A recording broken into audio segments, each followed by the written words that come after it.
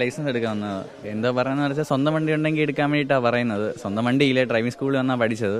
ഇനി ഇവർ മാറാതെ നടക്കത്തില്ല, എന്താണെന്ന് വെച്ചാൽ അറിയത്തില്ല. സ്വന്തം വണ്ടി ഉണ്ടെങ്കിലേ പ്രൊട്ടക്ഷൻ തരാമെന്ന് പറഞ്ഞു. ഡ്രൈവിംഗ് സ്കൂൾ ഇടപെടത്തില്ല അതിൽ. സ്വന്തം വണ്ടി വേണം, പക്ഷെ നമുക്ക് സ്വന്തം വണ്ടിയില്ല. നമ്മൾ ഫീസ് കൊടുത്ത് അവിടെ ഡ്രൈവിംഗ് സ്കൂളിന് ഫീസ് കൊടുത്തത്. അപ്പം പിന്നെ നമ്മളെങ്ങനെ ചെയ്യുന്നെങ്ങനെ പോകും ഞണ്ടും. ഇപ്പം പറഞ്ഞ ആവശ്യങ്ങളെല്ലാം ഞങ്ങളുടെ ആവശ്യങ്ങളാണ്. ഞങ്ങൾ വളരെ കഷ്ടപ്പെട്ടാണ് ജീവിക്കുന്നത്. ഈ ഒരു മേഖല മറ്റു തൊഴിലൊന്നുമില്ല. അപ്പോൾ ഇത് ചെയ്ത് ജീവിച്ചാൽ ഞങ്ങൾക്ക് പറ്റത്തുള്ളൂ. ഇങ്ങനെയുള്ള പുതിയ പുതിയ നിയമങ്ങൾ കൊണ്ടുവരുമ്പം ജീവിച്ച് മുമ്പോട്ട് പോകാൻ വലിയ പാടായിരിക്കും. മക്കളെ വളർത്തണം. അപ്പോൾ ഇതൊക്കെ മന്ത്രിമാർക്ക് അതൊന്നും അറിയേണ്ട കാര്യമൊന്നുമില്ല.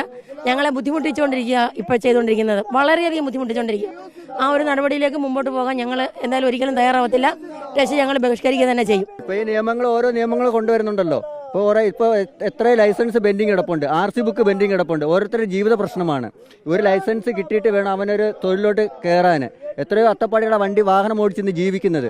അപ്പോൾ അവർക്ക് ആ ലൈസൻസും കൂടെ കൊടുക്കാൻ പറ്റും. ഒരു കമ്പനിയിൽ നമ്മൾ ജോലിക്ക് കയറണമെങ്കിൽ നിന്റെ ലൈസൻസ് എന്തെന്ന് ചോദിക്കുന്നത്. സാറേ അത് സൈറ്റിലുണ്ട്, ഇതാണ് എൻ്റെ ലൈസൻസ് നമ്പർ. അവരത് അംഗീകരിക്കുന്നില്ല.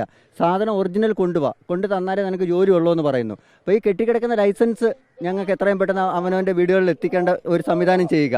അതുപോലെ IDP RTO ഓഫീസിൽ നമ്മൾ IDPക്ക് അപേക്ഷ ഇട്ട് കഴിഞ്ഞാൽ അവൻ 1 മാസം അല്ലെങ്കിൽ 15 ദിവസത്തെ ലീവിനായിരിക്കും വന്നിട്ടായിരിക്കും ഇത് ചെയ്യുന്നത്. അവൻ ഈ സാധനം കിട്ടിയെങ്കിൽ മാത്രമേ അവിടെ ചെന്നിട്ട് അവൻ്റെ ഉപജീവന മാർഗം പറ്റത്തുള്ളൂ.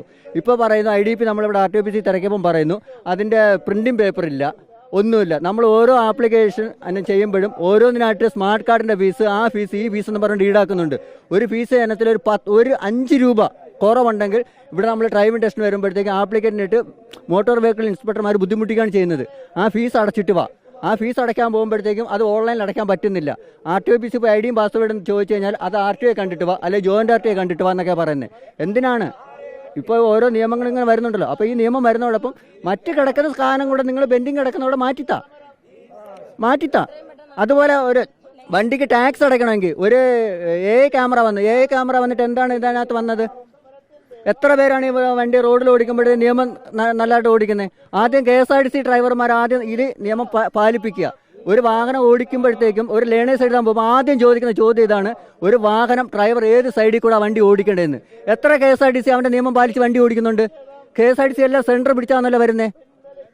അപ്പോൾ ആദ്യം അവർക്കുള്ള ഇതുകൂടെ ക്ലാസ് കൂടെ കൊടുക്ക്. ഞങ്ങളെ മാത്രം ദ്രോഹിച്ചിട്ട് കാര്യമില്ല. ഈ ഒരു ഡ്രൈവിംഗ് സ്കൂൾ മേഖലയുടെ എത്ര തൊഴിലാളികളെ ജീവിച്ചു പോകുന്നത്? ഇത് ഞങ്ങളുടെ കുടുംബം പട്ടിണിയാണ്. മന്ത്രി കൊണ്ട് തരുമോ ഞങ്ങൾക്ക് ഭക്ഷണം? ഈ നിൽക്കുന്ന ഇത്രയും പേർക്ക് ഞങ്ങൾക്ക് ആരെങ്കിലും മന്ത്രി കൊണ്ട് തരുമോ? മന്ത്രിക്ക് പറഞ്ഞിട്ട് അങ്ങ് പോയാൽ മതി. അല്ലെ ഇത് ഇരിക്കുന്നവർ കൊണ്ട് തരുമോ? എത്ര പേരാണ് ഞങ്ങളിന്ന് പട്ടിണി കിടക്കുന്നത്? ഓക്കെ, ഇത് ഈ നിയമങ്ങൾ ആദ്യം ഈ നിയമം കൊണ്ടുവരുന്നതോടൊപ്പം ഈ പെൻഡിങ്ങായി കിടക്കുന്ന കാര്യങ്ങൾ നിലവിൽ കൊണ്ടുവരാൻ പറയുക. ഈ ഫീസ് ഇനത്തിൽ എത്ര രൂപയാണ് മേടിക്കുന്നത്? ടാക്സ് ഓരോ ദിവസവും ഫീസ് കൂടിക്കൊണ്ടിരിക്കുക. മോട്ടോർ വെഹിക്കിൾ നേരത്തെ ഒരു മോട്ടോർ സൈക്കിളിൽ മാത്രം നമ്മൾ ലേണേഴ്സിന് ഫീസ് അടയ്ക്കുന്നത് 600 ചില്ലുവാനം രൂപ എന്നുള്ളത് ഇപ്പോൾ 1200 രൂപയായി. 600 രൂപ ഒറ്റയടിക്കാൻ കൂടിയത്. അതിനകത്ത് ചോദിക്കുന്നത് സ്മാർട്ട് കാർഡിൻ്റെ ഫീസ്, അതിൻ്റെ ഫീസ്, ഇതിൻ്റെ ഫീസ്. സാധനം ഇതുവരെ ഞങ്ങൾക്ക് കിട്ടിയിട്ടില്ല. സാധനം കിട്ടിയിട്ടില്ല. അപ്പോൾ അതുകൂടെ ഒന്ന് കൊണ്ടുവരിക.